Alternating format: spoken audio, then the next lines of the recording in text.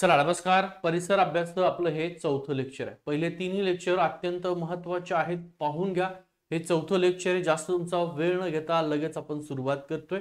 Taste series 49 रुपयामध्ये आहे. टीईटीचे 10 paper आहेत. स्पष्टीकरण घेऊन टाका. श्री अकॅडमीचं आपलं ऍप आहे, ठीक आहे. वरती श्री अकॅडमी लिहिले, असं सेम लिहा मराठीमध्ये. श्री अकॅडमी गोविंद नंबर सहित प्ले स्टोरला घेऊन टाका. ओके, चलो. आता बघा, पहिलाच प्रश्न आहे. काळी मृदा दिलेली आहे. याच्यावरती तुम्हाला सगळ्याच टीईटीला सगळ्याच आजपर्यंत जेवढे पेपर झालेत असा कुठलाच पेपर नाही ज्या पेपरला काळी मृदावरती प्रश्न नाहीये. सगळ्याच पेपरला आहे. ओके, चला. काळी मृदा या प्रकारच्या मृदेचं वैशिष्ट्य गुणधर्म नसणार. बघा, मुद्दाम पिवळ्या अक्षरात दिलं तुम्हाला, तिथं पेपरला सुद्धा व्यवस्थित बघा.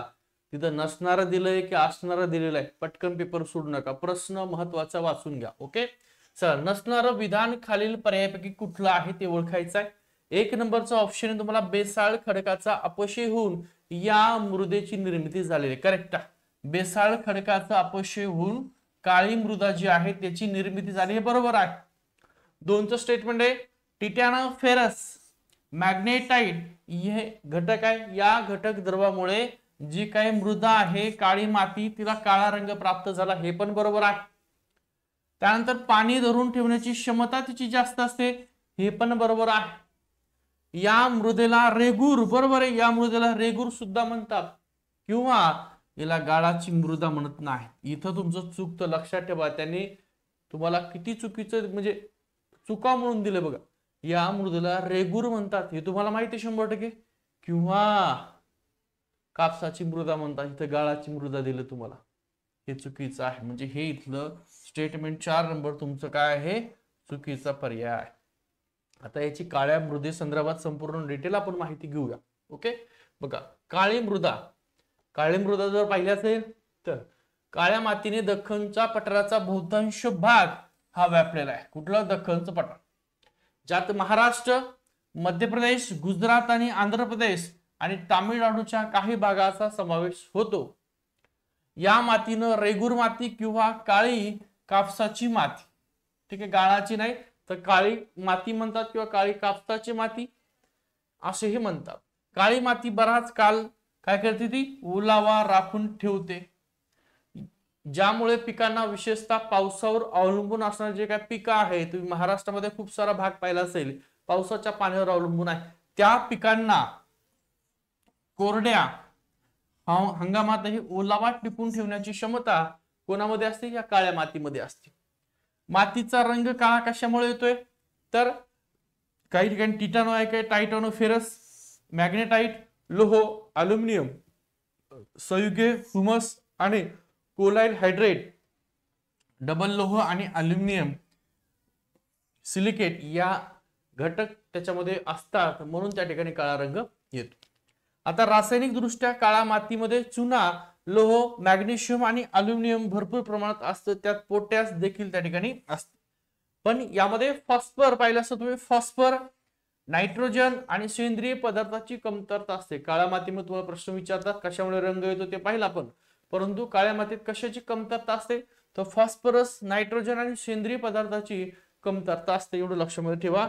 मातीचा गडद खोल काळ्या ते राखाळीपर्यंत असतो, याची गरज नाही. फक्त कशाची कमतरता असते? तर फॉस्फर, नायट्रोजन आणि सेंद्रिय पदार्थाची. तर सेंद्रिय पदार्थ देणार नाही, फॉस्फर आणि नायट्रोजन लक्षात ठेवा. त्याच्यानंतर काळा रंग कशामुळे येतो एवढं लक्षात ठेवा. पुढचा प्रश्न घेऊया. खालील पर्यायापैकी रेखावृत्ताचं वैशिष्ट्य. 100% तुम्हाला 23 नोव्हेंबरला अक्षवृत्त आणि रेखावृत्त एक प्रश्न 100% ठरला. एक प्रश्न असणार, यात कुठलीच शंका नाही. पेपरून आल्यानंतर पहा, मी म्हटलं होतं 100% ना. रेखावृत्ताचं वैशिष्ट्य कुठलं? परस्पराशी समांतर असतात का? नाही. लांबी समान असते का? तर हो. मूळ रेखावृत्त म्हणजे अक्षवृत्त, बृहदवृत्त नाही. तर मूळ अक्षवृत्त म्हणजे त्या ठिकाणी सगळ्यात मोठं बृहदवृत्त असं म्हणता येईल आपल्याला. पण रेखावृत्त म्हणजे नाही. 0 अंश रेखावृत्त म्हणजे विषुववृत्त होते का? तर नाही. म्हणजे परस्पराशी समांतर असतं का? नाही. तर ती लांबी समान असते त्यांची. ओके, आता याचं संपूर्ण डिटेल मध्ये आपण पाहूया. अक्षवृत्त असतील, रेखावृत्त दोन्ही पण बघून घेऊया, कारण यावर तुम्हाला पुढचे 23 तारखेला 2 प्रश्न ठरलेले आहेत. कारण आजपर्यंत सगळ्या टीटीला आले. विषुववृत्तीय प्रतलापासून अक्षांशाचे कोन मोजले जातात. ठीक आहे, तुम्ही जर पाहिलं असेल अशी एक आकृती असते या प्रकारची, हा भाग विषुववृत्त असतो, त्याच्या वर जाणारा उत्तर भाग, खाली येणारा दक्षिण भाग, दोन्ही साईडला. ठीक आहे. हा, ज्यामुळे विषुववृत्त हे 0 अंश अक्षवृत्त असं समजतात. त्याला मूळ अक्षवृत्त असं म्हणतात, मूळ रेखावृत्त नाही म्हणून त्याला मूळ अक्षवृत्त असं म्हणतात. आणि हे सर्वात मोठं काय आहे, बृहदवृत्त. तेच तुम्हाला चुकीचं ऑप्शन मध्ये दिलं होतं. अक्षवृत्तापासून उत्तरेकडे आणि दक्षिणेकडे अक्षवृत्ताचे मूल्य वाढत जाते. म्हणजे समजा हे अक्षवृत्त आहे, त्याची उत्तर बाजू दक्षिण बाजू, उत्तरेकडे गेलं मूल्य वाढतं, दक्षिणेकडे गेलं तर त्या ठिकाणी मूल्य वाढत जातं. लगतच्या कोणत्याही दोन अक्षरवृत्तामधील अंतर सर्व ठिकाणी सारखंच असतं. बघा, लगतच्या दोन अक्षरवृत्तामधलं अंतर म्हणता सर्व ठिकाणी सारखंच असतं. लगतच्या कोणत्याही दोन रेखावृत्तामधलं अंतर मात्र सर्व ठिकाणी सारखं नसतं. दोन बिंदूतून दक्षिण ध्रुवांना जोडणाऱ्या, बघा दोन बिंदूतून उत्तर आणि दक्षिण ध्रुव आहेत, उत्तर आणि दक्षिण ध्रुवाला जोडणाऱ्या अर्धवर्तुळाकार ज्या काही रेषा आहेत त्या रेषा काढता येतात, त्यांना रेखावृत्त म्हणतात. हे पाहिलं आपण जे काय. ठीक आहे. आणि रेखावृत्तापैकी एक रेखावृत्त ज्याला आपण 0 अंश सेल्सिअस म्हणतो किंवा 0 अंश सेल्सिअस म्हणतो. 0 अंश सेल्सिअस रेखावृत्ताला मूळ रेखावृत्त म्हणतात, त्याला बृहदवृत्त म्हणत नाही. त्या ऑप्शन मधला चुकीचा पर्याय. अक्षवृत्त जशी ध्रुवाकडे लहान लहान होत जातात तशी रेखावृत्ते होत नाहीत. म्हणजे सर्व रेखावृत्ते आकाराने कशी आहेत, सारखीच आहेत. आकाराने कशी आहेत तर समानच आहेत, म्हणून त्या ऑप्शन मधलं ते करेक्ट उत्तर होत. पुढचा प्रश्न घेऊया. जे काय तुम्हाला माहिती त्यातले दोन्ही स्टेटमेंट तुम्हाला पेपरला विचारतात. आर्थिक दृष्ट्या महत्वाची वने खालील पर्यायातील कुठले. आर्थिक दृष्ट्या म्हणजे पैशाच्या दृष्टीने महत्वाचे वन कुठले आहेत. उष्ण प्रदेशीय काटेरी वने, तर काटेरी वने तर पैशाच्या दृष्टीने महत्वाची नसतात एवढे. उष्ण निम्न सदाहरित असतात पण एवढी नसतात, खारफुटीची वने नसतात. तर उष्ण प्रदेशीय आर्द्र पानझडी वने जे आहेत तर हे आर्थिक दृष्ट्या महत्वाचे असतात. पर्याय क्रमांक 2 तुमचा ऑप्शन करेक्ट आहे. ओके, चल आता याच्याविषयी माहिती आपण पाहिलं. उष्णकटिबंधीय पानझडी जंगले भारताच्या आर्थिक संसाधनाच्या एकत्रीकरणाच्या नंतर, ठीक आहे, त्याच्यामध्ये जर पाहिलं असेल तुम्ही तर निर्यात आयात त्यानंतर महसुलाच्या दृष्टीने अत्यंत महत्वाचे हे जंगले असतात. या जंगलामध्ये साल नावाचा वृक्ष, सागवन, रोजवूड आणि चंदनाचे झाड आहे. ठीक आहे, तुम्ही पुष्प पाहिला असेल चित्रपट, तो चंदनाचे झाड म्हणजे हे साल, सागवन, रोजवूड आणि चंदन झाडे हे आर्थिक दृष्ट्या खूप मोठ्या प्रमाणात महसूल निर्माण करून देतात, ज्याचा उपयोग लाकूड तोड करण्यासाठी, तसंच रेल्वेचे जे काही ट्रॅक आहे त्या ट्रॅकच्या खाली जे काही लाकडं असतात ते इकडून याच पानझडी वृक्षापासून बनलेल्या इमारती, फर्निचर आणि इतर अनेक वस्तू बनवण्यासाठी कशाचा तर पानझडी जंगलात किंवा आर्द्र पानझडी जंगलाचा उपयोग केला जातो. उच्च दर्जाचे जंगल, उच्च दर्जाच्या जंगलामध्ये चंदन प्रदेशात उच्च दराने निर्यात केलं जातं. तेच सांगितलं तुम्हाला. साल, सागवन, रोजवूड, चंदनाचं आयात निर्यात करण्यासाठी महसुलात मोठ्या प्रमाणात मिळतात, म्हणून हे आर्थिक फायद्याचे असतात. आता महाराष्ट्र जर पाहिलं असेल चंद्रपूर आणि गडचिरोली या दोन जिल्ह्यामध्ये आलापल्ली नावाचं जंगल आहे किंवा परिसर आहे. या परिसरामध्ये हे त्या ठिकाणी सगळे काय झाडं आहेत ते मिळतात. तर प्रश्न लक्षात ठेवा पुन्हा एकदा, आर्थिक दृष्ट्या महत्वाची वने कुठले आहेत तर उष्ण प्रदेशीय आर्द्र पानझडी वने, एवढं लक्षात ठेवा. ओके, चल पुढचं घेऊया. श्री अकॅडमीचं ऍप डाउनलोड करून घ्या, यावेळीच्या डिस्क्रिप्शन दिलेलं आहे. त्यासोबत आपलं टेलिग्रामचा ग्रुप आहे, यावेळीच्या डिस्क्रिप्शन लिंक दिली, तो सुद्धा जॉईन करून घ्या. जास्त वेळ तुमचा घेत नाहीये. देवराई, चारदा प्रश्न टीईटीला विचारला. देवराई या संकल्पनेचं वैशिष्ट्य खालील पर्यायापैकी कोणते आहे. धार्मिक पर्यटन स्थळ आहे का. डायरेक्ट उत्तर घेतो मी, तुमचा जास्त वेळ घेत नाहीये. वनस्पती व प्राणी यांच्या संरक्षणाचा प्राचीन दृष्टिकोन कुठला. प्राचीन दृष्टिकोन देवराई या संकल्पनेमध्ये आहे. आता देवराई संकल्पना काय आहे ती पण बघूया. देवराई ही धार्मिक श्रद्धा आणि पर्यावरणाचं जे काय जागरूकता आहे तिचा एकत्रित करण्यासाठी असलेली एक अनोखी संकल्पना आहे, तिला देवराई म्हणतात. प्राचीन काळापासून देवराई ही वनस्पती आणि प्राणी यांना संदेशासाठी समाजाने राखीव ठेवलेली एक क्षेत्र आहे, ज्याला देवराई म्हणतात. प्रत्येक गावामध्ये काहीतरी जमीन देवाच्या नावाने असते, ती सगळी जमीन म्हणजे देवराई क्षेत्र असतं. ठीक आहे. महाराष्ट्रामध्ये घाटातील जंगलाचे छोटे छोटे तुकडे स्थानिक लोक पवित्र उपवन म्हणून संरक्षित करतात. आणि त्यांनाच देवराई म्हणतात. प्रत्येक महाराष्ट्राच्या गावामध्ये काहीतरी क्षेत्र देवाच्या नावात असते, सगळं देवराई म्हणून ओळखलं जातं. जे स्थानिक लोक व्यवस्थापित करतात आणि उपवन मधील देवतेला समर्पित असतात. हे उपवन कमी विस्कळीत वनस्पतीचं मानक म्हणून काम करतात. ठीक आहे, देवराई संकल्पना काय आहे एवढं लक्षात ठेवा. ओके, चला पुढचा. वस्त्राशी संबंधित गटात न बसणारा प्रत्येक टीईटीला अशा प्रकारे 2 प्रश्न आहेत बघा. परिसर अभ्यासाचे तुमचे 30 प्रश्न आहेत. या 30 प्रश्नापैकी प्रत्येक टीईटीच्या आजपर्यंत जेवढ्या झाल्या टीईट्या, सगळ्या टीईटीच्या पेपरला या प्रकारचे 2 प्रश्न तुम्हाला विचारलेले आहेत. वस्त्राशी संबंधित गटात न बसणारा पर्याय कुठला? कांजीवरम, कडियल, सोलापुरी आणि पितांबरी. बघा, कांजीवरम हे साड्या संदर्भात आहे, कडियल साड्या संदर्भात आहे आणि पितांबरी सुद्धा साड्याला रंग देण्यासंदर्भात. सोलापुरी ही वेगळी आहे. ती सोलापुरी ही चादर आहे, चादर कंबल साठी आहे.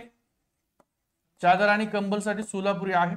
आणि सोलापुरी चादरीला जीआय टॅग मिळाला. यावर सुद्धा प्रश्न आहे की सोलापुरी चादरीला जीआय टॅग कधी मिळालेला आहे. ओके, लक्षात ठेवा. आता याच्यावर संदर्भामध्ये कांजीवरम, कडियाल आणि पितांबरी वस्त्राच्या संबंधित आहे. कांजीवरम हे रेशीम साड्यासाठी प्रसिद्ध असलेलं कुठलं ठिकाण आहे, तर ते सुद्धा जर विचारलं पुढचं जाऊन हरकत नाही. कांजीवरम कुठलं आहे? कांजीवरम तर तामिळनाडू मधलं महत्वाचं एक ठिकाण आहे, शहर आहे. त्यानंतर कडियल हे सुती साड्यांसाठी प्रसिद्ध असलेलं आंध्र प्रदेश मधलं एक शहर आहे. त्यानंतर पितांबरी, पितांबरी ही रेशमी वस्त्रासाठी वापरलं जाणारा एक रंग आहे. आणि तुम्हाला ऑड पर्याय दिला होता तो म्हणजे सोलापुरी. सोलापुरी या चादरी आणि कंबलसाठी प्रसिद्ध आहेत. सोलापुरी चादरीला जीआय टॅग मिळालेला आहे 2005 मध्ये. आणि हा सुद्धा एक टीईटीला प्रश्न विचारलाय, सोलापुरी चादरीला जीआय टॅग कधी मिळाला? 2005 मध्ये.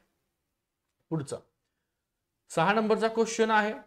वर्षभराच्या काळामध्ये पृथ्वीवर वेगवेगळे ऋतू निर्माण होतात, याचं योग्य कारण कुठलं आहे ते पर्यायातून तुम्हाला ओळखायचं आहे.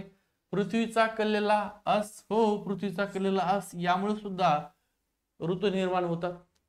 पृथ्वीचं परिभ्रमणामुळे सुद्धा ऋतू निर्माण होतात. म्हणजे पर्याय अ आणि ब दोन्ही त्या ठिकाणी योग्य आहेत. ओके, चला पुढचं बघा. आता याच्या संदर्भात संपूर्ण डिटेल माहिती घेऊया, कारण यावर एक प्रश्न तुम्हाला येणार आहे, काही शंका नाहीये. पृथ्वीवरील ऋतूमध्ये बदल घडतो कारण पृथ्वीच्या परिभ्रमणाचा जो काय अक्ष आहे त्याच्या कक्षेच्या प्रतलात झुकलेला असतो. त्याच्यामुळे काय होतो, या अक्षामुळे ऋतू निर्माण होतात. संपूर्ण वर्षभर पृथ्वीच्या वेगवेगळ्या भागामध्ये सूर्याची सर्वात थेट किरण जे आहे तर ते प्राप्त होतात. जेव्हा उत्तर ध्रुव सूर्याकडे झुकतो तेव्हा उत्तर गोलार्धामध्ये उन्हाळा हा ऋतू असतो. आणि ज्यावेळेस दक्षिण ध्रुव हा सूर्याकडे झुकतो तेव्हा उत्तर गोलार्धामध्ये हिवाळा असतो. ठीक आहे, या ऋतू तुम्हाला विचारतील स्टेटमेंट. उत्तर ध्रुव सूर्याकडे झुकतो तेव्हा उत्तर गोलार्धामध्ये काय असतं? हिवाळा, उन्हाळा असं एक स्टेटमेंट तुम्हाला देऊ शकता. ओके, किंवा ऋतू कशामुळे निर्माण होतात. पुढचा प्रश्न, हा दुसरा प्रश्न सेम याच प्रकारचा. 2 प्रश्न 100% टीईटीला 30 नोव्हेंबर या प्रकारचे. पणजी बरोबर काय दिलं तुम्हाला? कार्निवल दिलेला आहे. म्हणजे पणजी या ठिकाणी कार्निवल नावाचा उत्सव साजरा केला जातो. तसं इथं तुम्हाला दिलं जैसलमेर. आता जैसलमेर हे जर ठिकाण पाहिलं तुम्ही तर राजस्थान मधलं आहे, राजस्थान मधलं प्रसिद्ध ठिकाण आहे. मग राजस्थान म्हटलं तर राजस्थान मध्ये सगळ्यात जास्त काय बाबांनो? मारवाड उत्सव, मेवाड उत्सव, रणभूमी उत्सव. तर राजस्थानचं वैशिष्ट्य काय आहे तर तिथं वाळवंट आहे. वाळवंट म्हणजे मरुभूमी उत्सव तिथं मोठ्या प्रमाणात साजरा. कुठं तर जैसलमेर या ठिकाणी राजस्थानला काय मरुभूमी उत्सव. आता याचं सुद्धा तुम्ही राजस्थानला अनेक रीलच्या माध्यमातून तो मरुभूमी उत्सव पाहिला असेल. मरुभूमी हा जो उत्सव आहे वर्षभरातून एकदा हिवाळ्यामध्ये होतो. जैसलमेरच्या सभोवतालची वाळवंट उत्सवाचा चमकदार रंग, संगीत आणि हास्याचं जिवंत होतो. इथं तुम्ही रीलच्या माध्यमातून हे ठिकाण खूप वेळा पाहिलं असेल. जैसलमेर किल्ला वार्षिक वाळवंट उत्सवाला एक अपूर्व पार्श्वभूमी त्या ठिकाणी प्रदान करतो. राजस्थानच्या पारंपरिक त्यांची कला, संगीत, सर्जनशील कलाकृती यासाठी आनंद हा उत्सव हा मरुभूमी उत्सव असतो आणि हिवाळ्यामध्ये तो असतो. ओके, चला. भारतातील पश्चिम घाटाच्या वैशिष्ट्यापैकी विसंगत बाब, विसंगत म्हणजे त्या ठिकाणी या पर्याय रिलेटेड नसणारी एक बाब, विसंगत असणारी बाब दर्शवणारा पर्याय किंवा चुकीचा पर्याय सरळ सरळ कशा संदर्भात आहे? पश्चिम घाटाच्या वैशिष्ट्या संदर्भामध्ये. ओके. जैवविविधते संवेदन क्षेत्राचा एक भाग आहे, 100% आहे. ओके. मलयगिरी हे त्यातील सर्वात उंच शिखर आहे. आता मलयगिरी हे पश्चिम घाटातलं सर्वात उंच शिखर नाही, तर अन्यमुडी नावाचं शिखर आहे जे पश्चिम घाटातलं सर्वात उंच शिखर आहे. युनेस्कोच्या वर्ल्ड हेरिटेज साइट मध्ये त्याचा समावेश आहे, हे पण बरोबर आहे. अरबी समुद्र आणि बंगालच्या उपसागर यांना मिळणाऱ्या नद्यांचा प्रमुख जलविभाजक आहे, हे पण बरोबर आहे. पश्चिम घाट इकडे तुम्ही पाहिलं असेल अरबी समुद्र आहे, ठीक आहे, पश्चिम घाट आहे आणि इकडं ज्या काही नद्या आहेत इकडे बंगालच्या उपसागराला मिळतात खाली इकडं. या पश्चिम घाटामुळे काय करतो तो अरबी समुद्र आणि बंगालच्या उपसागराला मिळणाऱ्या नद्याचा प्रमुख तो जलविभाजक आहे, हे बरोबर आहे. म्हणजे इथं मलयगिरी हे सर्वात उंच शिखर नाहीये, तर मग बघूया पश्चिम घाटातलं सर्वात उंच शिखर कुठलं आहे. बघा, पश्चिम घाट युनेस्कोच्या जागतिक वारसा स्थळामध्ये आहे, बरोबर आहे. पश्चिम घाट हे अरबी समुद्र आणि बंगालच्या उपसागराला मिळणाऱ्या जे नद्या आहेत त्याचा प्रमुख जल विभाजक आहे, एकमेकाला मिळून देत नाहीये. पश्चिम घाट हा जैवविविधता संवेदन क्षेत्र आहे. पण मलयगिरी यातलं उंच शिखर नाही, तर मग कुठलं आहे? तर अन्यमुडी नावाचं शिखर आहे, 2695 मीटर उंची आहे. आणि एकदा टीईटीला प्रश्न विचारलाय, पश्चिम घाटातलं सर्वात उंच शिखर त्याचं नाव सुद्धा दिलेलं आहे अन्यमुडी. त्याची उंची किती आहे? तर 2695 मीटर. किती आहे? 2695 मीटर. हा, आणि कुठे आहे? तर केरळमध्ये. सध्या कुठे ते? अन्यमुडी केरळ या राज्यामध्ये. आता हा एक प्रश्न महत्वाचा आहे, सुंदरी क्वेश्चन. सुंदरी, कादळ आणि तिवर या वनस्पती प्रामुख्याने खालील पर्यायापैकी कोणत्या वनामध्ये आढळतात?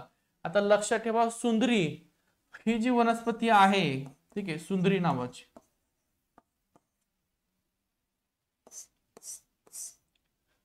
तर ही खारफुटीचे वन आहे, म्हणजे समुद्र ठिकाणचे खारफुटीचे वन आहे त्याच ठिकाणी मिळते सुंदरी, कादळ आणि तिवर. तर खारफुटीच्या वनामध्ये ही वनस्पती आढळते. नुसती सुंदरीच कधी कधी देतात, इथे तुम्हाला 3 दिलेले, सुंदरी, कादळ आणि तिवर. तर सुंदरी लक्षामध्ये ठेवा, ठीक आहे.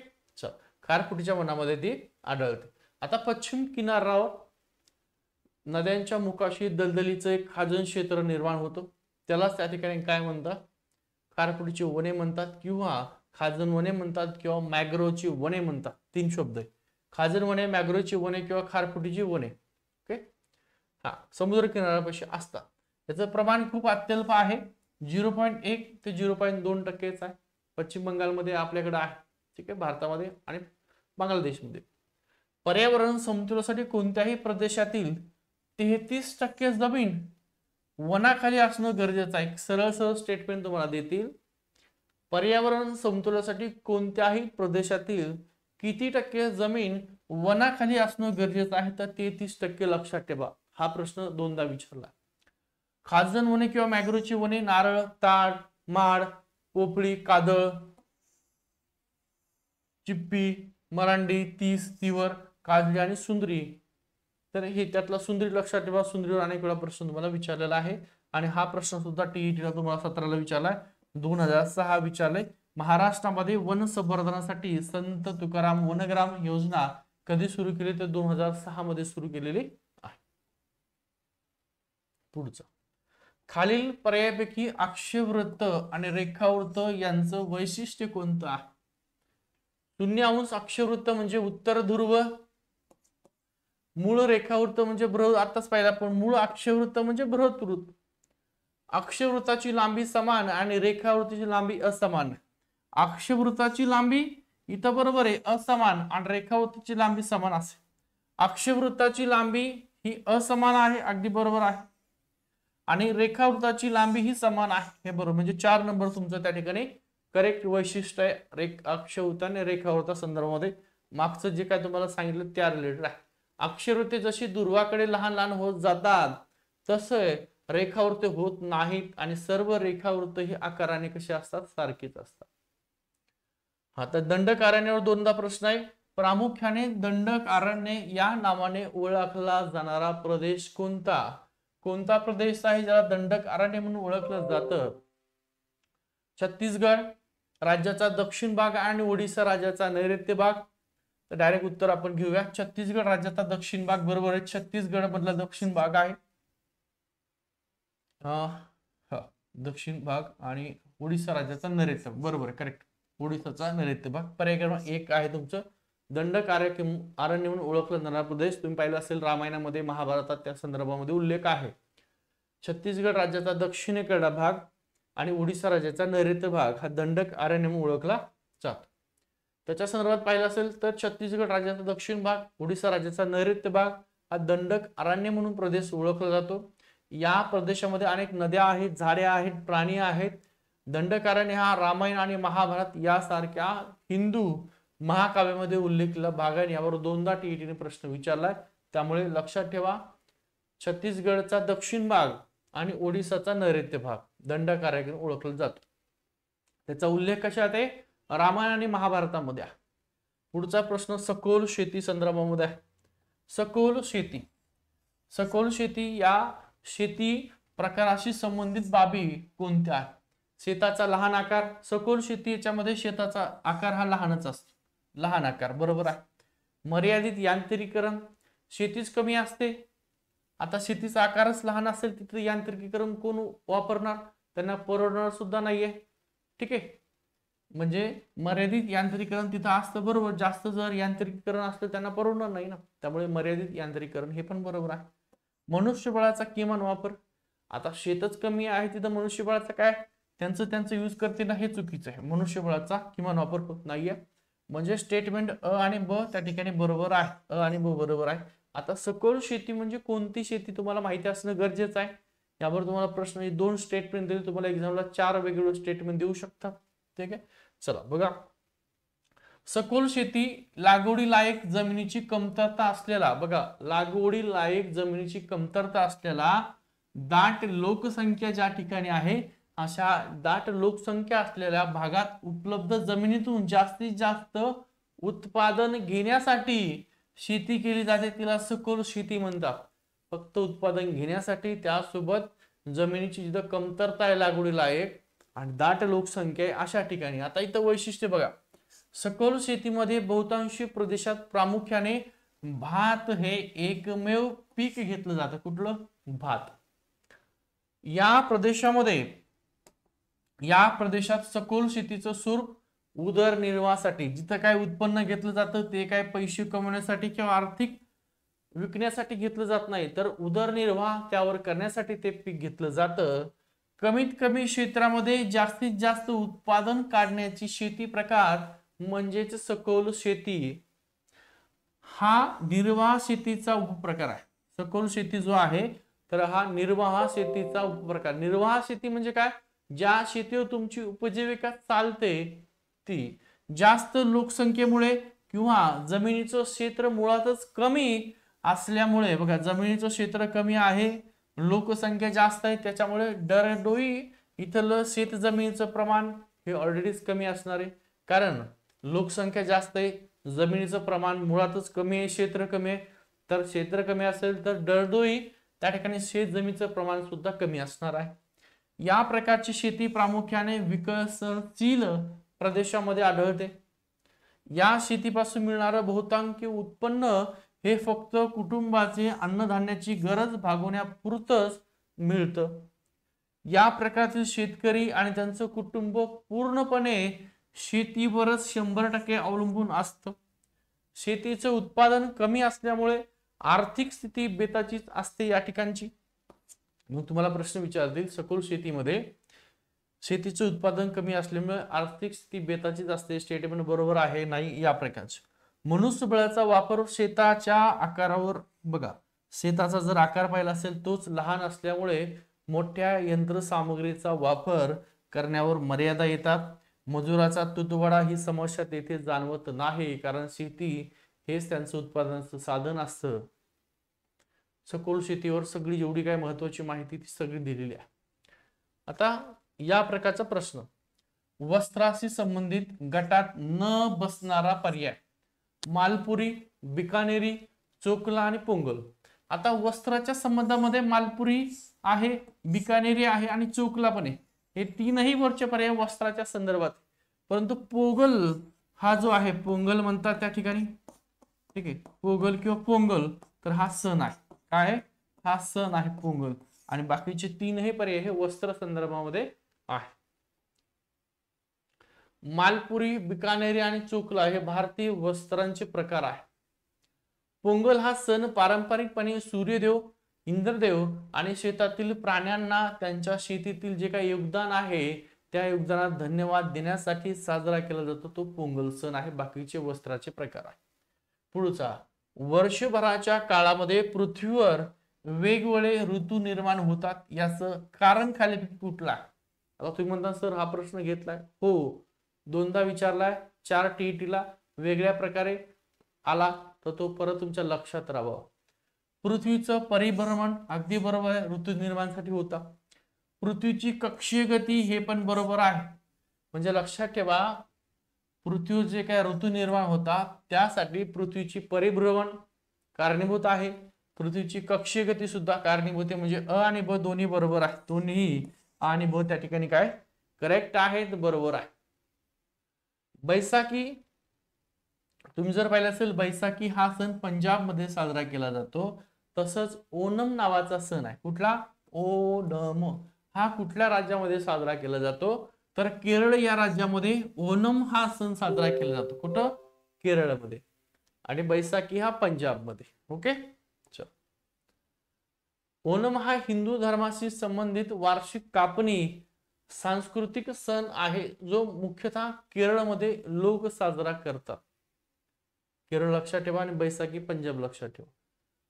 भारतातील पश्चिम घाटाच्या वैशिष्ट्यापैकी विसंगत, आता पश्चिम घाट दिलेला आहे, पश्चिम घाट विसंगत जोडी कुठली आहे ती आपल्याला पर्यायातून ओळखायची. 4 पर्याय. आन्यमुडी हे सर्वात उंच शिखर आहे. आता इथं बरोबर दिलंय, आन्यमुडी हे सर्वात उंच शिखर आहे, 2695 मीटर त्याची उंची आहे. 2 नंबर, युनेस्कोच्या वर्ल्ड हेरिटेज साईट म्हणजे समावेश आहे, हे पण बरोबर आहे. युनेस्कोच्या वर्ल्ड हेरिटेज साईट म्हणजे पश्चिम घाटाचा समावेश आहे. जैवविविधता संवेदन क्षेत्राचा एक भाग आहे, हे पण बरोबर आहे. बहुतांश अग्निजन्य खडकाने बनले, आता इथं चुकीचं, अग्निजन्य खडकाने बनलाय का बाबांनो? हा पश्चिम घाट हा अग्निजन्य खडकाने बनलेलाच नाहीये, म्हणजे चुकीचं 4 नंबरचं स्टेटमेंट आहे. 2 प्रश्न तुम्हाला पश्चिम घाटा संदर्भामध्ये परिसर अभ्यास रिलेटेड येतील. ओके, चल. पश्चिम घाट प्रामुख्याने ग्रॅनाइट, नीस आणि शिस्ट यासारख्या प्राचीन गाळाच्या खडकाने बनलेला आहे. लक्षात ठेवा, अग्निजन्य खडकाने पश्चिम घाट बनलेला नाहीये. पुन्हा खैर, कोरपड आणि निंब, ठीक आहे. खैर वनस्पती आहे, खैरेच्या झाडापासून काय बनवून जातं? का? कोरपड आणि निंब या वनस्पती प्रामुख्याने खालील पर्यायापैकी कोणत्या प्रकारच्या वनामध्ये आढळतात? कुठल्या प्रकारचे वन? आता खैर, कोरपड, निंब हे सगळे काटेरी वनामध्येच आढळतात. ठीक आहे, उष्ण प्रदेशीय काटेरी वने, जिथं जिथं काटेरी वने आहेत या सगळ्या काटेरी वनामध्ये खैराचं झाड, कोरपडीचं झाड, निंबाचं झाड हे सगळं आढळतं. म्हणजे उष्ण प्रदेशीय काटेरी वने. थोडंसं डोकं लावलं की लगेच उत्तर सोडून जात. वार्षिक प्रजनन बघा, आता या काटेरी वनात वार्षिक प्रजनन हेच 80 सेंटीमीटर पेक्षा कमी मिळत असेल तर मग तिथं कुठल्या दुसऱ्या वनस्पती येणार? अजिबात नाही येणार. खैर, कोरपड, निंबू या वनस्पती प्रामुख्याने तिथं आढळतात. उष्णकटिबंधीय काटेरी जी काही वने आहेत हे जंगले साधारणतः कोरडी जंगले असतात आणि काटेरी वनस्पती जास्त प्रमाणात तिथं असतात, जी खैर, कोरपड आणि लिंबू यासारख्या वनस्पतीसाठी उपयुक्त आहेत आणि जंगल रखरखीत वातावरणात भरभराट करण्याच्या क्षमतेसाठी हे काटेरी वने ओळखले जातात. सर्वसाधारणपणे ऑक्टोबर आणि नोव्हेंबर हा प्रश्न आहे. सर्वसाधारणपणे ऑक्टोबर आणि नोव्हेंबर या महिन्यामध्ये भारताच्या पूर्व किनारपट्टीच्या काही भागात, पिवळ्या अक्षरात मुद्दाम दिलं तुम्हाला लगेच लक्षात येवा, पूर्व किनारपट्टीच्या काही भागात पाऊस पडण्याचं मुख्य कारण काय असतं? बघा, कधी ऑक्टोबर आणि नोव्हेंबर या महिन्यात भारताच्या कुठं पूर्व किनारपट्टीमध्ये पाऊस पडण्याचं महत्वाचं कारण भारताच्या भूभागावरून वाहणारे कोरडे वारे. भारताच्या भूभागावरून हे कोरडे वारे वाहतात त्याच्यामुळे ऑक्टोबर महिना आणि नोव्हेंबर महिन्यामध्ये पूर्व किनारपट्टीवर पाऊस पडतो. पुढे चालून तुम्हाला याच्यावर प्रश्न विचारलाय.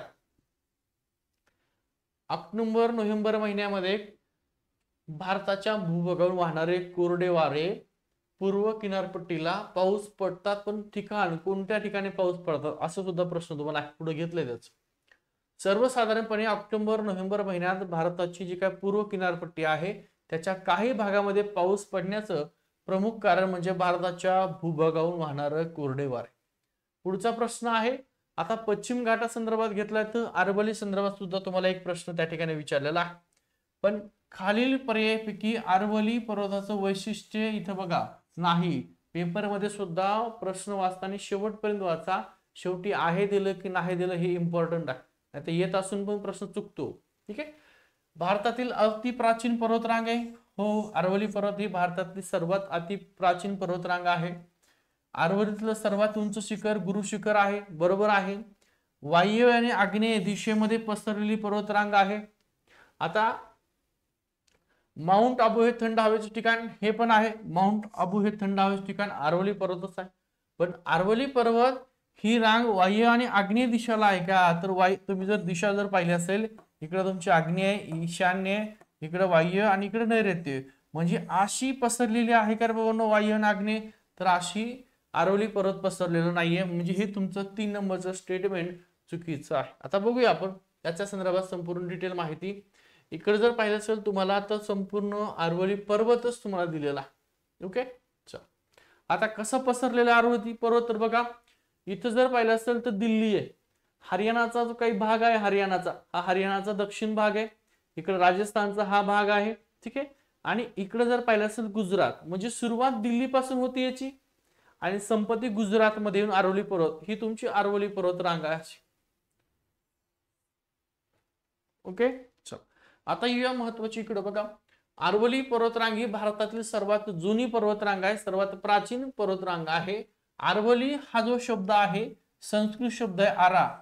आरा आणि वली या 2 संस्कृत शब्दापासून अरवली हा शब्द आला आहे, ज्याचा अर्थ शिखराची रेषा. अरवली या शब्दाचा अर्थ शिखराची रेषा असा होतोय. हा प्राचीन पर्वताचा खोडलेला भाग आहे. प्राचीन पर्वताचा काय खोडलेला भाग आहे. पर्वतरांगाचा विस्तार हा वायव्य भारतात आहे.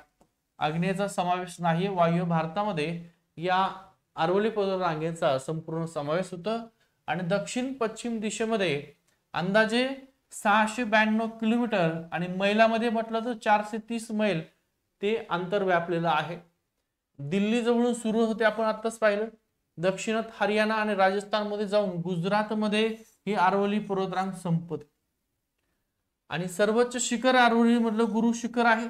गुरु शिखराची उंची तुम्हाला अनेक वेळा विचारतात. 1722 मीटर एवढी उंची आहे.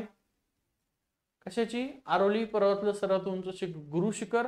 त्या गुरु शिखराची उंची आहे 1722 मीटर आणि जर फूट मध्ये म्हटलं तर 5650 फूट उंची आहे. अरवली पर्वतरांग भारतातील प्रमुख पर्वतरांगामध्ये एक आहे आणि माउंट आबू हे थंड हवेचे ठिकाण सुद्धा अरवली याच पर्वतरांगेमध्ये येते. हायड्रोजन वायू हा बाह्य अंबरामध्ये असतो. आता हायड्रोजन वायू तुम्ही पाहिला असेल सर्वात जास्त उपलब्ध आहे, तर तो कुठे आहे तर बाह्य अंबरामध्ये. पृथ्वीच्या काही अवस्था आहेत, तपांबर, मध्यांबर, सितांबर, आयनांबर. ठीक आहे. त्याच्यामध्ये मग हायड्रोजन हा वायू बाह्य अंबरामध्ये आहे. तर ओझोन वायू सूर्यापासून येणारे जे काही अल्ट्राव्हायोलेट रेज आहेत त्यांना आपल्यापर्यंत न येऊन देण्याचं काम हा ओझोन वायू करतो. तर मग ओझोन हा वायू कुठल्या थरामध्ये आहे तर तो असतो सितांबरामध्ये. सितांबर नावाचा स्तर आहे, याच्यामध्ये ओझोन वायू असतो. हा प्रश्न सुद्धा महत्वाचा आहे. ओके. चला, हायड्रोजन वायू हा विश्वातील सर्वात सामान्य घटक आहे आणि तो तारे ग्रह निर्मितीमध्ये महत्वाची भूमिका बजावतो. प्रश्न विचारतील तारे आणि ग्रह निर्मितीमध्ये कुठला वायू महत्वाची भूमिका बजावतो, तो म्हणजे हायड्रोजन वायू. ओझोन वायू पृथ्वीवरील जीवनासाठी आवश्यक आहे कारण तो सूर्यापासून हानिकारक अल्ट्राव्हायोलेट जे काही किरण आहे त्याचं पृथ्वीपासून संरक्षण करतो आणि कुठल्या स्तरामध्ये सगळ्यात महत्वाचं सितांबरामध्ये.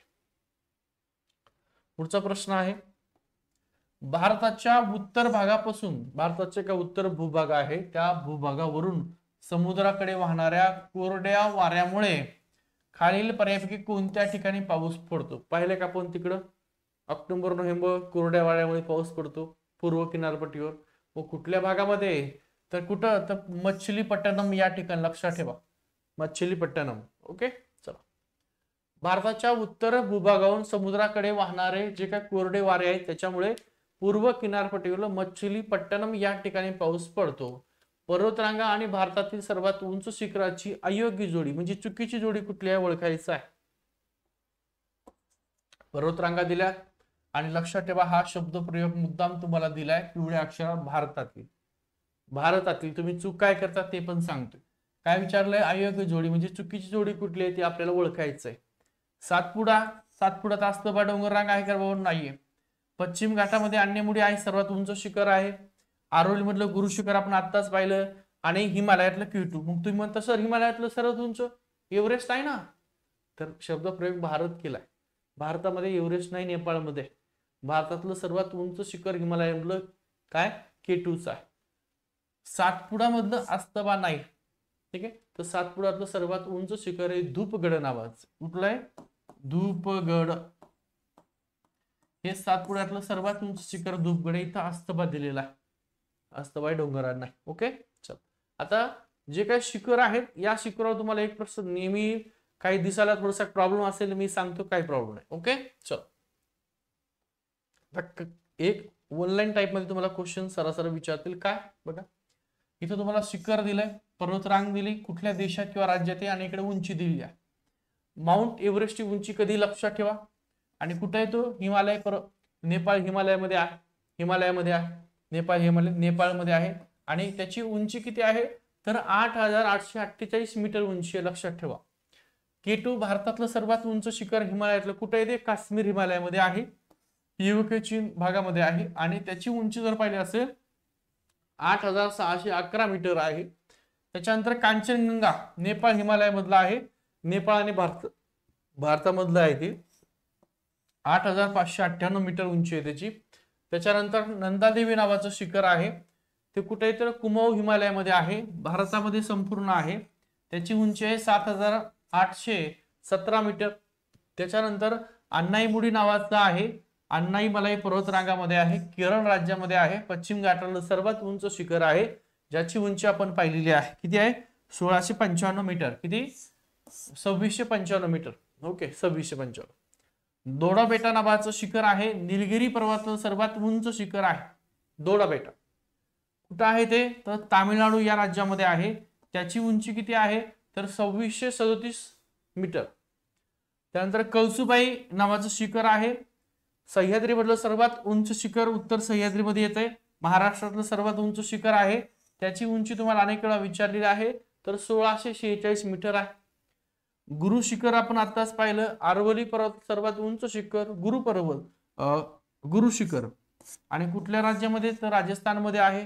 त्याची उंची किती आहे? तर 1,722 मीटर. किती? 1,722 मीटर. त्याच्यानंतर धूपगड आपण आताच पाहिलं. सातपुडा पर्वत सर्वात उंच शिखर कुठला आहे? धूपगड नावाचा आहे, मध्य प्रदेश या राज्यामध्ये संपूर्ण आहे.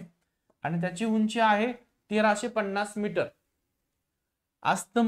अस्तबा ही सातपुडा पर्वत रांगातला आहे, परंतु सर्वोच्च शिखर नाही सातपुडा मधलं. लक्षात ठेवा, सातपुड्यातलं सर्वोच्च शिखर आहे धूपगड, ज्याची उंची 1,350 मीटर आहे. सातपुडा पर्वतरांग महाराष्ट्रातलं अस्तबा डोंगर रांग आहे, ठीक आहे, महाराष्ट्रामध्ये आहे. त्याची उंची आहे 1,328 मीटर.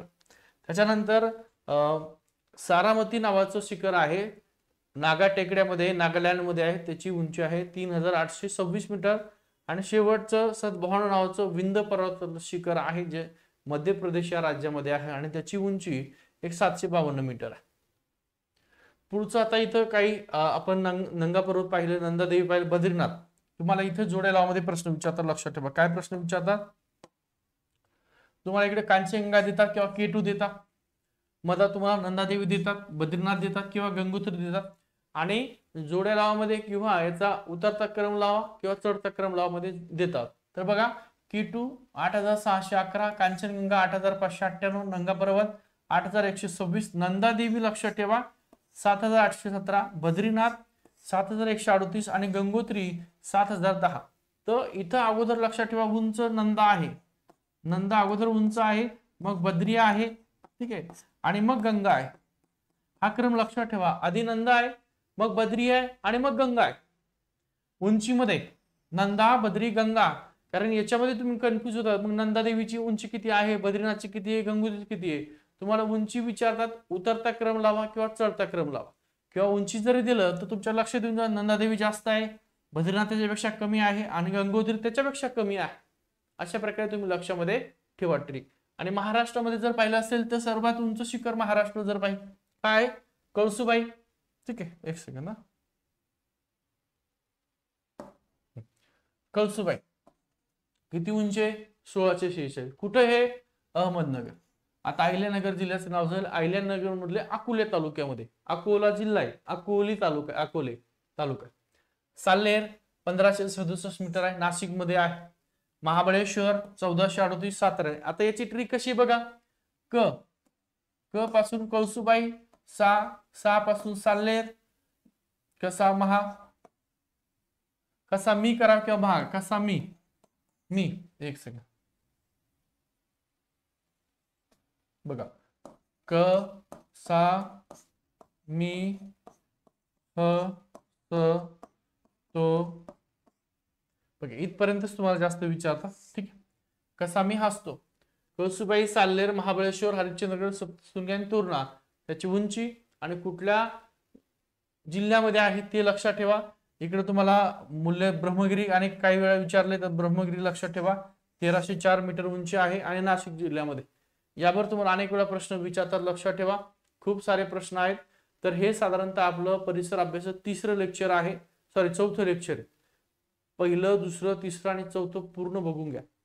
एकूण टोटल 7 लेक्चर घेणार, ते 7 परिसर अभ्यास बघून घ्या. 20 तारीख आज अजून 2 लेक्चर परिसर अभ्यास होईल. 7 लेक्चर, 7 लेक्चरचे सगळे 30 प्रश्न तुम्हाला यातले येतील. त्यानंतर एक 34चं इतिहासाचं पुस्तक असेल, शिवाजी महाराज वाचून घ्या. 2-3 प्रश्न तुम्हाला परिसर अभ्यासी त्याच्यावर असतील, आपण सुद्धा ते घेणार आहोत. व्हिडिओ आवडला तर लाईक करा, शेअर करा, सबस्क्राईब करायला त्या ठिकाणी विसरू नका. ओके, आपलं ऍप डाउनलोड करून घ्या. Shri academy test series join करून घ्या. फक्त 49 रुपयामध्ये टेस्ट सिरीज आहे.